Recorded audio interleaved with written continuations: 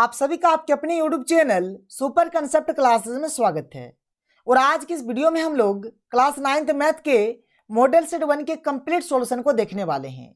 देखिए, क्लास 9 का आपका जो मैथ है इसका 2 मॉडल सेट जारी हुआ है और इस वीडियो में हम लोग मॉडल सेट 1 के कंप्लीट सॉल्यूशन को देखने वाले हैं।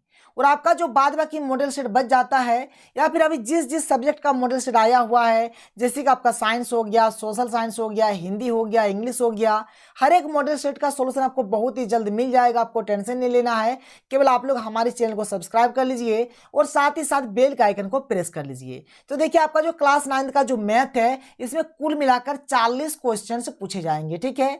और आपका जो एक क्वेश्चन है, एक क्वेश्चन आपका 1 नंबर का है, तो 40 क्वेश्चन आपका 40 नंबर का हो जाएगा।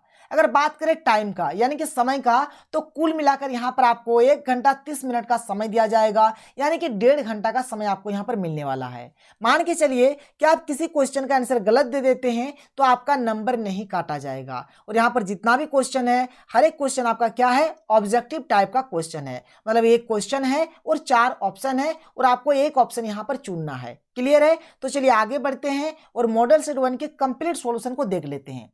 तो देखिए, पहला क्वेश्चन क्या है कि निम्नलिखित में से कौन परिमेय संख्या है। तो देखिए, परिमेय संख्या किसको बोलते हैं, तो परिमेय संख्या किसको बोलते हैं, जो P बटा Q के रूप में रहता है। और ये जो नीचे वाला ये जो Q है ना, ये कभी भी जीरो नहीं होगा। मतलब Q क्या होगा, Q not equal to zero, मतलब Q कभी भी जीरो के बराबर नहीं होगा। और अगर हम लोग बात करें अपरिमेय संख्या का, तो देखिए अपरिमेय संख्या क्या होता है, जो P बटा Q के रूप में नहीं रहता है, जो P बटा Q के रूप में नहीं रहता है। और यहां पर ये जो Q होगा, यहां पर भी Q जीरो के बराबर नहीं होगा। इस बात को आपको ध्यान रखना है। देखिए, मान के चलिए कि कोई संख्या हमारा रूट में है, ठीक है, और अगर इसका पूरी वर्गमूल नहीं निकल रहा है, पूरी वर्गमूल नहीं निकल रहा है, मतलब कहने का मतलब क्या है कि अगर दशमलव में वर्गमूल निकल रहा है, ठीक है, तो ये जो होगा ये हमारा क्या होगा, अपरिमेय संख्या हो जाएगा। और अगर पूरी वर्गमूल निकलेगा तो वो क्या होगा, परिमेय संख्या हो जाएगा।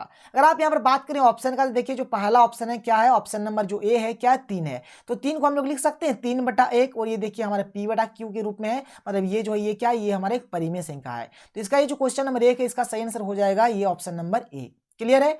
अगर मैं बात करूं 10√3 का, तो देखिए √3 जो है ना, √3 का कभी भी आप पूरी वर्गमूल नहीं निकाल सकते हैं, इसलिए ये क्या, ये एक अपरिमेय संख्या है, इसलिए क्या है, ये एक अपरिमेय संख्या है। ये जो पाई होता है, पाई का जो मान होता है क्या होता है, 3.14, और ये चलते जाता है। बात समझ में आया? इसलिए ये जो पाई है ये भी हमारे क्या, एक अपरिमेय संख्या है। तो यहां पर जो सही आंसर हो जाएगा ऑप्शन नंबर ए, इसका सही आंसर हो जाएगा। आगे देखिए क्वेश्चन नंबर 2 क्या है कि 2 परिमेय संख्याओं का गुणनफल हमेशा निम्न में से क्या होता है। मान के चलिए आपके पास कोई सा भी 2 परिमेय संख्या है, अगर आप उसका गुना करेंगे तो आपको क्या मिलेगा, वह हमेशा ही आपको परिमेय संख्या ही मिलेगा। बात समझ में आया? अगर 2 परिमेय संख्या अगर आप लोग लेते हैं और अगर आप लोग गुना करते हैं उन दोनों को, तो क्या मिलेगा आपको, हमेशा ऑलवेज क्या मिलेगा, परिमेय संख्या ही मिलेगा।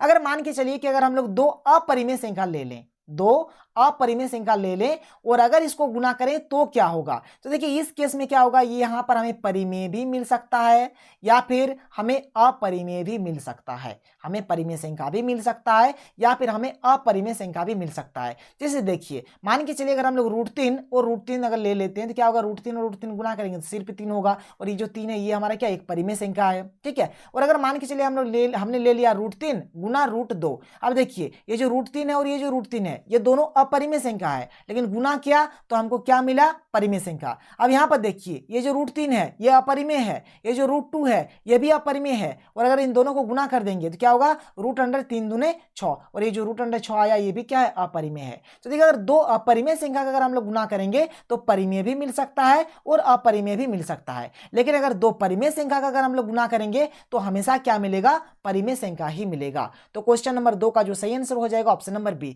देखिए वीडियो का लेंथ थोड़ा बड़ा हो सकता है, लेकिन आपको मैं बहुत ही अच्छे तरीके से समझाऊंगा। जो क्वेश्चन दिया है उसको भी बताऊंगा और जो नहीं दिया है वहां सभी मैं आपको थोड़ा बहुत कुछ बता दूंगा। आगे देखिए अगला क्वेश्चन क्या है, क्वेश्चन नंबर 3 कि 0 किस प्रकार की संख्या है। तो जो 0 है, 0 हमारे क्या है, 0 एक परिमेय संख्या है, अभाज्य संख्या तो है नहीं, विषम संख्या तो है नहीं, अपरिमेय संख्या तो है नहीं, तो क्या है, ये हमारे एक परिमेय संख्या है। तो ये जो क्वेश्चन नंबर 3 है इसका सही आंसर हो जाएगा ऑप्शन नंबर डी। आगे देखिए क्या है कि प्रत्येक परिमेय संख्या है क्या है? प्रत्येक परिमेय संख्या पूर्ण संख्या है, प्राकृत संख्या है, अपरिमेय संख्या है या फिर वास्तविक संख्या है। देखिए जो परिमेय संख्या होता है p बटा q के रूप में रहता है। मान के चलिए हमने एक एग्जांपल ले लिया 1/2। 1/2 हमारी क्या है? परिमेय संख्या है। और ये जो 1/2 परिमेय संख्या है ये पूर्ण संख्या तो होगा नहीं, क्योंकि पूर्ण संख्या में कभी भी बट्टे वाला नंबर आता नहीं। प्राकृत संख्या भी होगा नहीं, क्योंकि इसमें कभी भी बट्टे वाला नंबर आता नहीं। अपरिमेय संख्या होगा नहीं, क्योंकि ये तो एक परिमेय संख्या है। तो ये कहाँ आएगा? वास्तविक संख्या में आएगा। तो ये जो क्वेश्चन नंबर 4 है इसका सही आंसर हो जाएगा ऑप्शन नंबर डी। क्लियर है? अब देखिए अगला क्वेश्चन, 3 तथा 4 के बीच निम्न में से कौन सी परिमेय संख्या है? ठीक है, अब देखिए जो पाई वाला है, पाई वाला तो अपरिमेय होता है, ये तो जिंदगी में होगा नहीं। यहां पर 3 ऑप्शन में से ही कोई ऑप्शन होगा। देखिए 3 और 4 का बात करें, 3 और 4 के बीच तो 3 हमारा यहाँ पर होगा, 4 हमारा यहाँ पर होगा। ठीक है, अब देखिए यहाँ पर हम लोग डिस्कस करते हैं एक एक करके। चलिए पहले इसको देख लेते हैं। 10/3 है, तो 10/3 अगर इसको हम लोग भाग देंगे तो क्या होगा? देखिए पहले 3 3 9 आएगा, फिर पॉइंट में कुछ आएगा, मतलब 3 पॉइंट समथिंग कुछ आएगा। अगर इसको अगर हम लोग बात करें 15 जैसे 7 है, तो इसको जैसे भागा देंगे तो 7 दूनी 14 खाएगा, तो 2 पॉइंट कुछ आएगा। और यहाँ पर अगर हम लोग इसको करेंगे तो जैसे कि 11/4 है, तो यहाँ पर क्या खाएगा? जैसे 11 है तो 4 दूनी 8 खाएगा, तो 2 पॉइंट कुछ आएगा। बात समझ में आ रहा है कि नहीं आ रहा है? अब देखिए यहाँ पर बोला गया 3 और 4 के बीच में, तो देखिए 3 और 4 के बीच में आपको सिंपल सा यही चीज मिलेगा, ना आपको ये मिलेगा ना आपको ये मिलेगा। देखिए 2 पॉइंट है, 2 पॉइंट का मतलब क्या होता है कि 2 और 3 के बीच, मतलब ये जो 2 पॉइंट वाला है ये तो आपको इधर मिल जाएगा, ये तो आपको इधर मिल जाएगा। बात समझ में आ रहा है? लेकिन 3 और 4 के बीच हमको क्या मिलेगा? सिर्फ और सिर्फ ये मिलेगा, यानी कि 3 पॉइंट समथिंग जो आएगा, मतलब या तो यहाँ हो सकता है या फिर यहाँ हो सकता है या फिर यहाँ हो सकता है, मतलब कहीं होगा जो कि 3 और 4 के बीच में ही होगा। तो इसका जो सही आंसर हो जाएगा 10/3 होगा। आप खुद बोलिए, यहाँ पर देखिए 2 पॉइंट कुछ आएगा, 2 पॉइंट कुछ आएगा। देखिए 7, यहाँ पर 15/7 है, 7 दूनी 14, और जैसे कि कुछ खाएगा तो ये क्या होगा? ये तो हमारा 3 के इधर आएगा ना, तो 3 के इधर वाला हमें थोड़ी नहीं लेना है, हमें लेना है ये वाला, यहां पर आना चाहिए, 3 और 4 के बीच में आना चाहिए। बात क्लियर है? आगे बढ़ते हैं, अगला क्वेश्चन देखिए। क्वेश्चन नंबर 6 आपका क्या है? देखिए यहाँ पर है आपका 64 के पावर में x है, और यहाँ पर सिंपल सा आपका 8 है। देखिए यहाँ पर 8 है तो इसको भी हम लोग 8 के रूप में बदल देते हैं, तो 64 को लिख सकते हैं 8 का स्क्वायर, बिल्कुल लिख सकते हैं, कोई प्रॉब्लम नहीं है। यहाँ पर 8 का 8 रहने देते हैं। अब देखिए 2 गुना x, तो यहाँ पर आपका 2x हो जाएगा, ये आपका 8 रहेगा, ऊपर में कुछ नहीं है, पावर में तो आप 1 दे सकते हैं। अब देखिए 8 और 8 मिल गया, मतलब आपका यहाँ पर ये जो नीचे वाला मिल गया, तो ये जो पावर वाला भी क्या होगा? मिल जाएगा। मतलब 2x किसके बराबर होगा? 1 के। मतलब देखिए यहाँ पर 8 और 8 बराबर है, तो 2x किसके बराबर होगा? 1 के बराबर। तो यहाँ से x का मान निकाल सकते हैं, x बराबर क्या हो जाएगा? 1/2। देखिए 1/2 है कहीं पर भी? हाँ बिल्कुल है, ऑप्शन नंबर ए इसका सही आंसर हो जाएगा। क्लियर है? बात समझ में आ रहा है? आगे देखिए अगला क्वेश्चन, देखिए क्वेश्चन नंबर 7 क्या है कि इनमें से कौन एक चर वाला बहुपद है? कौन एक चर वाला? देखिए चर माने होता है ABCD, यानी कि ए से लेकर जेड तक। तो आपको देखना है कि किसमें आपका ABCD का मात्र एक ही टर्म है। तो अगर आप देखेंगे यहाँ पर एक चर में बहुपद बोला है, तो देखिए यहाँ पर आपका एक x है, एक आपका y है, तो यहाँ पर तो 2 चीज हो गया, तो ये तो होगा नहीं क्योंकि ये 2 चर में हो गया। अगर आप इसको देखेंगे तो देखिए यहाँ पर आपका एक x है, यहाँ पर आपका एक y है, मतलब यहाँ पर भाई आपका 2 चर है, मतलब 2 ABCD वाला है, तो यहाँ पर भी नहीं होगा। ठीक है, यहाँ पर अगर आप देखेंगे, देखिए यहाँ पर भी आपका x है और यहाँ पर भी आपका x है। अब दोनों जगह x है, मतलब क्या x का ही तो बात हो रहा है, और यहाँ पर क्या ABCD का क्या टर्म है? मात्र एक ही है, x वाला ही है। यहाँ पर इसके अलावा तो और कुछ भी नहीं है। यहाँ पर अगर आप देखेंगे यहाँ पर x भी था, y भी था, मतलब 2 है। यहाँ पर भी x है, y भी है, मतलब 2 प्रकार का है। लेकिन यहाँ पर आपका एक केवल और केवल एक ही प्रकार का है, मतलब इसका जो सही आंसर हो जाएगा ऑप्शन नंबर बी। क्लियर है? कोई दिक्कत नहीं है। आगे देखिए क्वेश्चन नंबर 8 क्या है कि बहुपद का 2x + 6 का शून्यक कौन है? देखिए शून्यक माने क्या होता है? जो भी क्वेश्चन में हमें शून्यक के बारे में पूछेगा इसको हम लोग 0 के बराबर कर देंगे, इसी का मतलब होता है शून्यक। और यहाँ पर हम लोग x का मान निकाल देंगे, वही होगा हमारा आंसर। तो 2x का 2x + 6 बराबर किधर आएगा? तो -6 हो जाएगा। x बराबर क्या हो जाएगा? -6/2, तो 2 के 2, 2 3 6, यानी कि -3। तो x का मान कितना आया? -3 आ गया। क्लियर है? तो x बराबर -3 आंसर, यानी जो ऑप्शन नंबर बी है ये रहेगा इसका सही आंसर। क्लियर है? आगे बढ़ते हैं, अगला क्वेश्चन देखिए। क्वेश्चन नंबर 9 क्या है? यहाँ पर आपको यहाँ पर एक बहुपद दिया गया है और इसका घात बताना है। तो देखिए सबसे बड़ा घात कितना है, मतलब सबसे बड़ा पावर कितना? तो आप देखेंगे तो 4 है। ठीक है, तो इसका जो घात हो जाएगा कितना हो जाएगा? 4 हो जाएगा। बहुत ही सिंपल है। इस क्वेश्चन को देखिए, यहाँ पर px हमें दिया है, p(x) कितना है? x - 1 है, और यहाँ पर हमें p(0) यानी p0 निकालना है। देखिए x के सेंटर में 0 है, मतलब x का मान आपको 0 रख देना है। तो यहाँ पर x है, तो अगर यहाँ पर 0 रख देते हैं, फिर यहाँ पर क्या हो जाएगा? -1 हो जाएगा। तो 0 - 1 करेंगे तो क्या होगा? -1 ही होगा। ये है ऑप्शन में? हाँ है, ऑप्शन नंबर सी इसका सही हो जाएगा। क्वेश्चन नंबर 11 देखिए, आपको समझना है अच्छे तरीके से। यहाँ पर देखिए मैं आपको और अच्छा कंसेप्ट यहाँ से बताता हूँ। देखिए 2x³ है -5 एक्स स्क्वायर है माइनस एक्स प्लस 3 है। देखिए अगर बात रहा है आंसर का तो आप तो आंसर चुटकी बजाते बना देंगे। देखिए कैसे, एक्स स्क्वायर का गुणांक पूछा है तो देखिए एक्स स्क्वायर के बगल में क्या है तो 5 है और इसके साथ माइनस है तो -5 इसका आंसर हो जाएगा। बात समझ में आया। लेकिन यहाँ पर मैं आपको थोड़ा सा कंसेप्ट बताता हूँ। देखिए मान के चलिए परीक्षा में अगर आपसे पूछ लिया जाए कि एक्स क्यू का गुणांक बताओ, एक्स क्यू का गुणांक बताओ, या फिर एक्स स्क्वायर का गुणांक बताओ, या फिर एक्स का गुणांक बताओ, कोई सा भी क्वेश्चन में क्वेश्चन पूछा जा सकता है। बात समझ में आया। कोई सा भी क्वेश्चन पूछा जा सकता है। तो देखिए अगर एक्स क्यू का पूछेगा तो यहाँ पे देखिए एक्स क्यू के साथ क्या संख्या है तो 2 है तो 2 लिख देंगे। एक्स स्क्वायर का अगर पूछेगा तो देखिए एक्स स्क्वायर में क्या है तो 5 है, इसके साथ माइनस है तो -5 लिखेंगे। अगर एक्स का पूछेगा तो देखिए एक्स में यहाँ पर क्या है फिर माइनस है, यहाँ पर कुछ नहीं है मतलब 1 है हमारा तो क्या बोलेंगे -1 होगा। तो इस प्रकार से क्वेश्चन पूछे जा सकते हैं। यहाँ पर एक्स स्क्वायर का पूछा गया इसलिए बोले -5, लेकिन अगर यहाँ पर एक्स का पूछा जाता तो बोलते -1 और एक्स क्यू का पूछा जाता तो बोलते हम लोग कितना 2। क्लियर है, बात समझ में आ रहा है। आगे देखिए अगला क्वेश्चन क्या है, क्वेश्चन नंबर 12। बहुत ही अच्छा क्वेश्चन है। देखिए यहाँ पर पी ऑफ एक्स आपको दिया गया है क्या क्या कि एक्स के पावर में 31 प्लस 1 दिया है और यहाँ पर देखिए एक्स माइनस 1 दिया गया है और यहाँ पर आपको शेषफल निकालना है।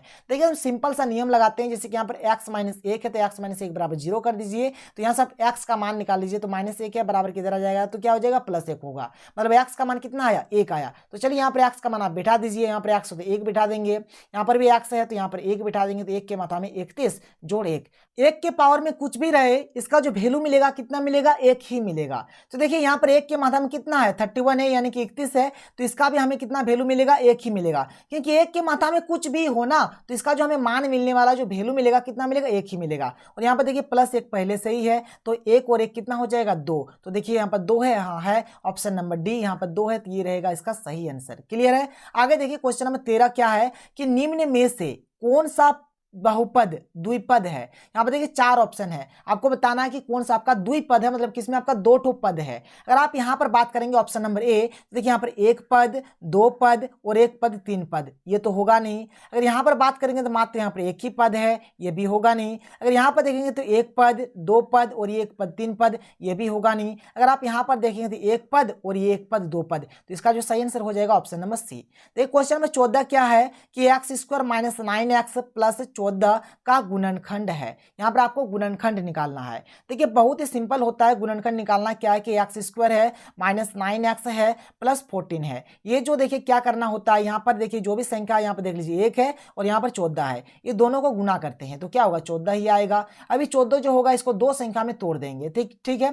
अब 2 संख्या में तोड़ने के उपरांत क्या होगा कि गुना करने से 14 ही मिलेगा और जोड़ने से और घटाने से हमें क्या मिलेगा बीच वाला मिलेगा। तो आप देख लीजिए 7 और अगर 2 लिखें तो 7 और 2 को गुना करने से क्या होता है 14 होता है, और 7 और 2 को अगर हम लोग जोड़ देंगे 7 और 2 कितना हो जाएगा 9 हो जाएगा, तो बीच वाला मिलता है। तो यहाँ से हम लोग बोल सकते हैं कि एक्स स्क्वायर फिर एक टू लिख सकते हैं -7x और एक टू लिख सकते हैं -2x, क्योंकि -7x -2x क्या होगा -9x ही होगा और यहाँ पर क्या होगा +14। अब देखिए दोनों में क्या करेंगे कॉमन ले लेंगे, यहाँ पर कॉमन लेंगे तो x कॉमन मिलेगा ये दोनों में, तो x कॉमन ले लेंगे तो यहाँ से बचेगा x और यहाँ से x आ गया तो बचेगा क्या 7 बचेगा।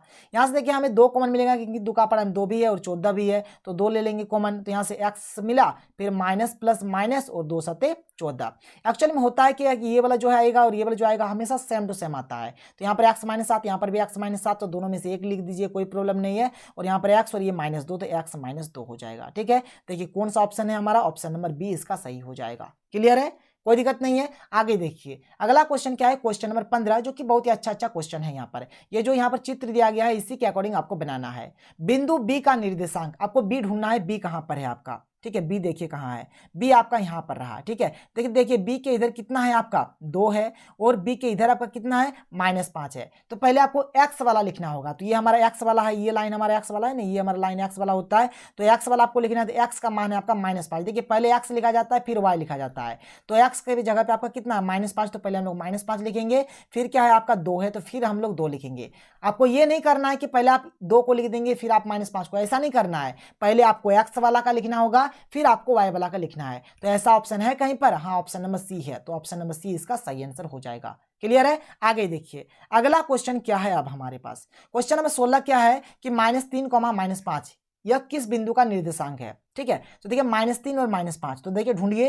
यहाँ पर देखिए मैंने आपको अभी बताया कि जो पहला वाला होगा ये आपका x वाला होगा और ये दूसरा वाला जो होगा ये आपका y वाला होगा। तो देखिए x वाला में आपको -3 ढूंढना है। ये आपका x लाइन है, यहाँ पर -3 ढूंढिए, तो ये आपका -3 रहा। ठीक है। अब देखिए y वाला में आपको क्या करना है, -5 ढूंढना है। तो ये आपका y लाइन है, तो y लाइन में -5 ढूंढिए, कहाँ है, तो आपका यहाँ पर है। और देखिए दोनों मिल कहाँ रहा है, तो आप देख सकते हैं दोनों आपका कहाँ पर मिल रहा है, इस ई बिंदु पर मिल रहा है। तो इसका सही आंसर क्या हो जाएगा, ई हो जाएगा। इसका सही आंसर हो जाएगा ई, यानी कि ऑप्शन नंबर बी जो है इसका सही आंसर हो जाएगा, जहां पर आपका ई लिखा हुआ है।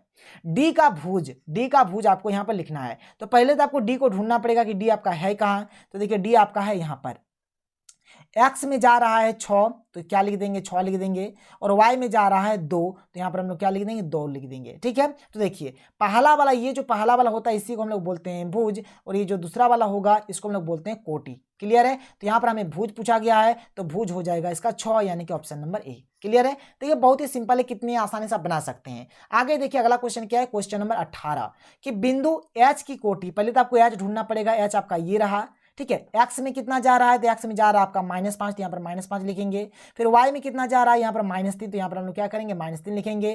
पहला वाला जो होगा ये हमारा हो जाएगा, क्या हो जाएगा, भुज हो जाएगा। और दूसरा वाला हमारे क्या हो जाएगा, कोटि हो जाएगा। तो यहाँ पर हमें पूछा गया है कोटि, तो एच का जो कोटि होगा कितना होगा, -3 होगा। देखिए कहीं पर -3 है बिल्कुल, ये जो -3 है ऑप्शन नंबर बी, ये इसका सही आंसर हो जाएगा। क्लियर है। आगे देखिए अगला क्वेश्चन क्या है, क्वेश्चन नंबर 19 क्या है आपका, बिंदु एम का निर्देशांक, आपको एम ढूंढना है। आपका ये रहा m। अब देखिए m तो किसी एक लाइन में है ना, जब आपका लाइन में होता है तो क्या होता है, किस लाइन में है आपको ये देखना पड़ेगा। किस लाइन में है, तो x के लाइन में है, मतलब x अक्ष में है। तो देखिए जब आपका x अक्ष में होगा, ना कोई भी बिंदु जब आपका x अक्ष में होगा तो उसमें क्या होगा, x का मान कुछ ना कुछ जरूर होगा, लेकिन y का मान क्या होगा, 0 होगा। उसी प्रकार से मान के चलिए कोई बिंदु जो है वह y अक्ष में है, तो इस केस में क्या होगा कि y का मान कुछ ना कुछ जरूर होगा, लेकिन इस केस में x का मान क्या हो जाएगा, 0 हो जाएगा। तो यहाँ पर m जो है किस लाइन में है, x के लाइन में है। x के लाइन में है, इसका मतलब क्या है कि x का मान कुछ ना कुछ जरूर होगा, लेकिन y का मान कितना हो जाएगा, 0 हो जाएगा।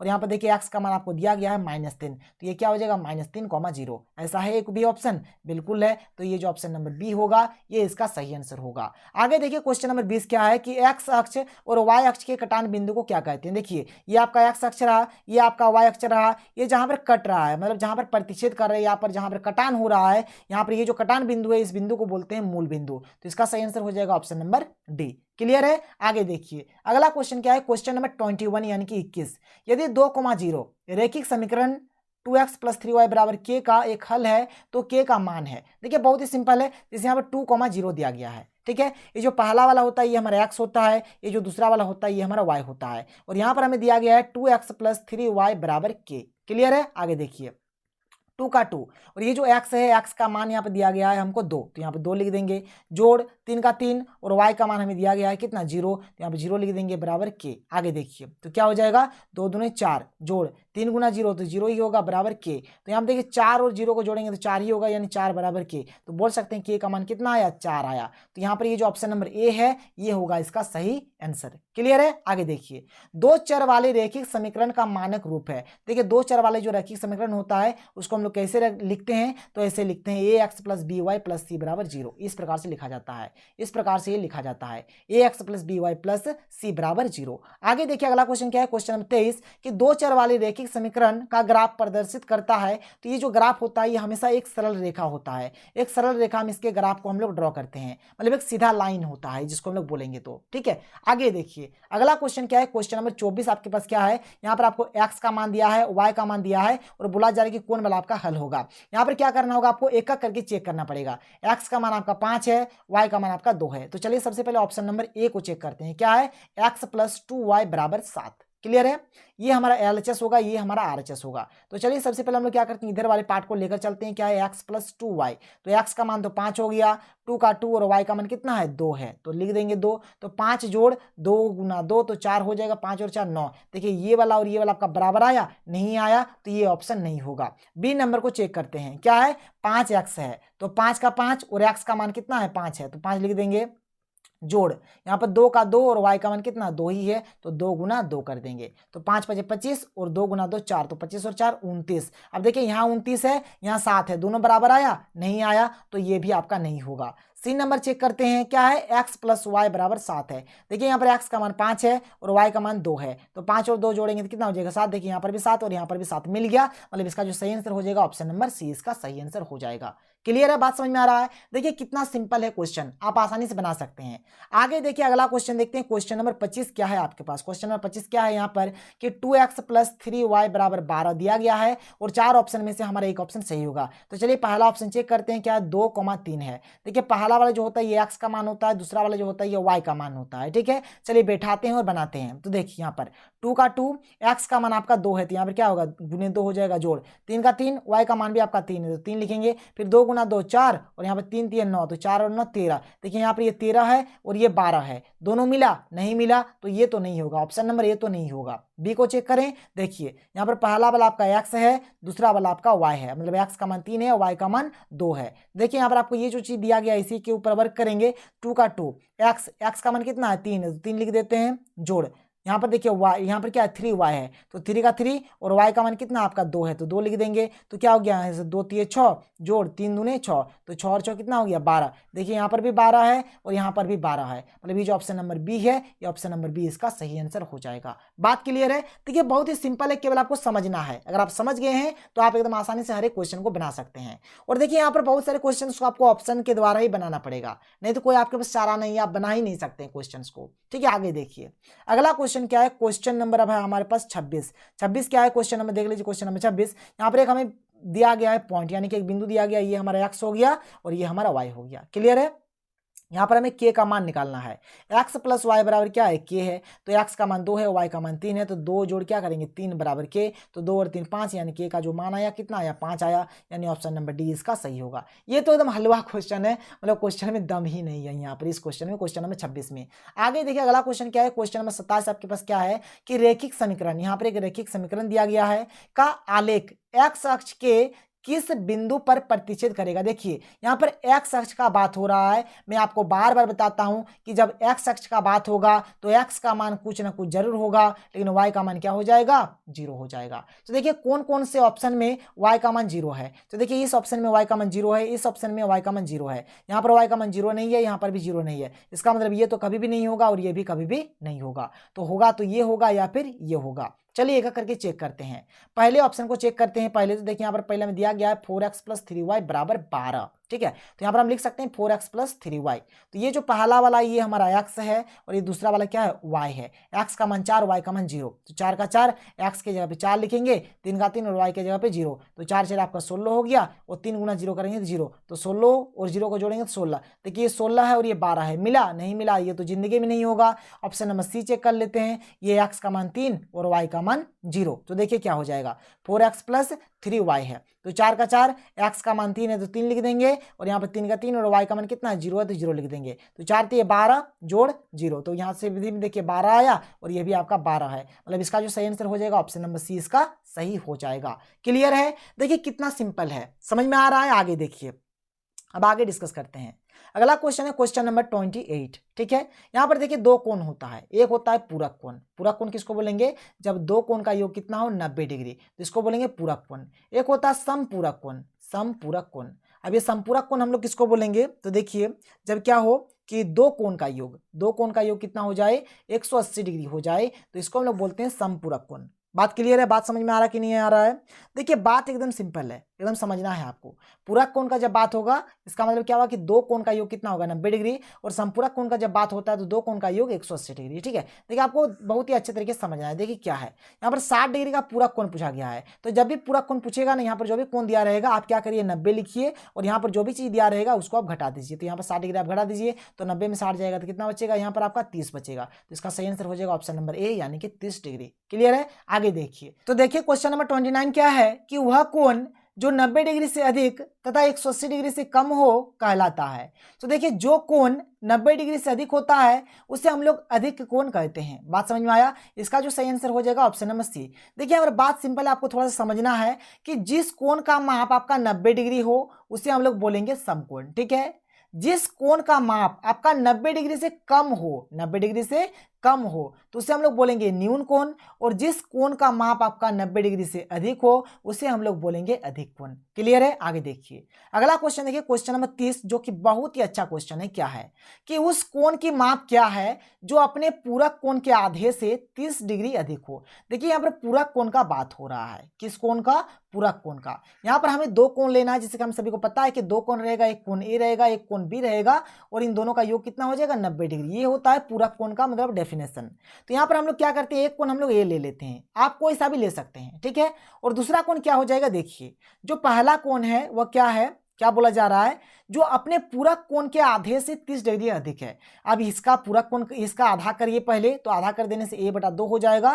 फिर आधा से क्या है? 30 अधिक है, तो आधा से हमने क्या कर दिया? 30 ज्यादा कर दिया। बात क्लियर है? एक हमने कोण ए ले लिया, क्वेश्चन में बोल रहा है कि इसका आपका आधा करना है, तो आधा कर दिया यानी कि a/2 कर दिया। फिर आपको इसमें 30 आपको अधिक लेना है, यानी कि 30 आपको जोड़ देना है। और ये दोनों क्या है? आपका पूरक कोण है, एक दूसरे के पूरक कोण है। तो यहां से हम लोग बोल सकते हैं कि a + a/2 प्लस 30 डिग्री बराबर कितना हो जाएगा? तो ये 90 डिग्री के बराबर हो जाएगा। तो यहां से हमको मिलेगा a + a/2। यहाँ पर कुछ नहीं, तो आप एक मान लीजिए, 90 का 90 और ये +30 है, इधर आने से क्या हो जाएगा? -30 हो जाएगा। अब देखिए 1 और 2 का एलसीएम कितना हो जाएगा? 2 हो जाएगा। तो इसको अगर आप सॉल्व करेंगे तो क्या हो जाएगा? 2a + a, और यहाँ पर देखिए 90 में अगर 30 जाएगा तो कितना बचेगा? 60 डिग्री बचेगा। कोई दिक्कत नहीं है। अब देखिए 2a और a की कितना ए हो जाएगा? 3a, तो 3a/2 बराबर 60 डिग्री। कुछ नहीं तो एक मान लीजिए, तो 1 × 3 है तो 3a हो गया इधर, और ये 60 और ये 2 गुना हो जाएगा, 60 × 2। क्लियर है? तो ये बराबर हो गया आपका 60 × 2/3, तो 3 की 3 और 20 थी 60, और यहाँ पर a का मान कितना आ गया? देख लीजिए,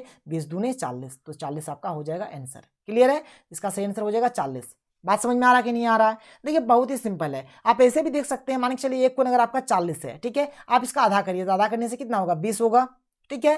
और इस पे आप क्या करिए? 30 आप एक्स्ट्रा जोड़ दीजिए, तो 30 जोड़ दीजिए तो कितना हो जाएगा? ये 50 हो जाएगा। और देखिए 50 और 40 कितना आया? 90 आया। जो ये क्या है? एक दूसरे की क्या है? ये पूरक कोण है। क्लियर है? आगे देखिए अगला क्वेश्चन क्या है, क्वेश्चन नंबर 31, जो कि बहुत ही सिंपल और अच्छा क्वेश्चन है। देखिए यहाँ पर आपको एक कंसेप्ट जानना होगा, जिसको हम लोग बोलते हैं रैखिक युग्म कोण। क्या बोलते हैं? रैखिक युग्म कोण बोलेंगे, ठीक है। यहाँ पर रैखिक युग्म बोल सकते हैं। देखिए मान के चलिए एक लाइन है, इस लाइन में आप जितना भी लाइन खींचेंगे, 10 टू खींचिए, 20 टू खींचिए, 50,000, जितना भी लाइन खींचेंगे, जितना आपका मर्जी है, जितना भी आपको मर्जी है आप लाइन खींच लीजिए। हर एक कोण का यहाँ पर जितना भी कोण बनेगा सबका योग जो होगा कितना होगा? 180 डिग्री। मान के चलिए यहाँ पर एक लाइन है, यहाँ पर दो कोण बना है, एक कोण ए है, एक कोण बी है, तो ये दो कोणों का योग कितना हो जाएगा? a + b कितना हो जाएगा? 180 डिग्री होगा, ठीक है। मान के चलिए आपके पास क्या है? तीन कोण बना है, ठीक है। यहाँ पर आपका कोण ए है, यहाँ पर आपका कोण बी है, यहाँ पर कोण आपका सी है, तो तीनों कोणों का योग कितना हो जाएगा? a + b + c बराबर 180 डिग्री। मतलब यही नियम कहता है कि एक लाइन रहे, इस लाइन पे आप जितना भी कोण बनाएंगे, जितना भी मैंने आप बना लीजिए, मतलब यहाँ पर जो अगर आप इसको जोड़ेंगे ना, तो आपको कितना मिलेगा? 180 डिग्री ही मिलेगा। अब देखिए यहाँ पर आप अच्छे तरीके से देखिए, यहां पर क्या दिया गया है कि कोण AOC प्लस कोण BOE बराबर 70 डिग्री। क्लियर है? मतलब यहां पर देखिए कोण AOC माने ये कोण, और BOE माने ये कोण, ये जो दो कोण है, इन दोनों कोणों का योग आपको यहाँ पर कितना दिया गया है? 70 डिग्री दिया गया है। आपको निकालना है कोण COE, मतलब यहाँ पर ये वाला जो कोण रहेगा, ये वाला आपको निकालना है। क्लियर है? तो आप लिख सकते हैं, देखिए यहाँ पर आपका एक लाइन है, और यहाँ पर आपका तीन कोण बन रहा है, एक कोण आपका ये रहा, एक कोण आपका ये रहा, और एक कोण आपका ये रहा। तो हर एक कोण का योग आपका कितना हो जाएगा? 180 डिग्री हो जाएगा, जैसे कि मैंने आपको बताया। तो यहाँ से हम लोग बोल सकते हैं कि कोण AOC जोड़ कोण BOE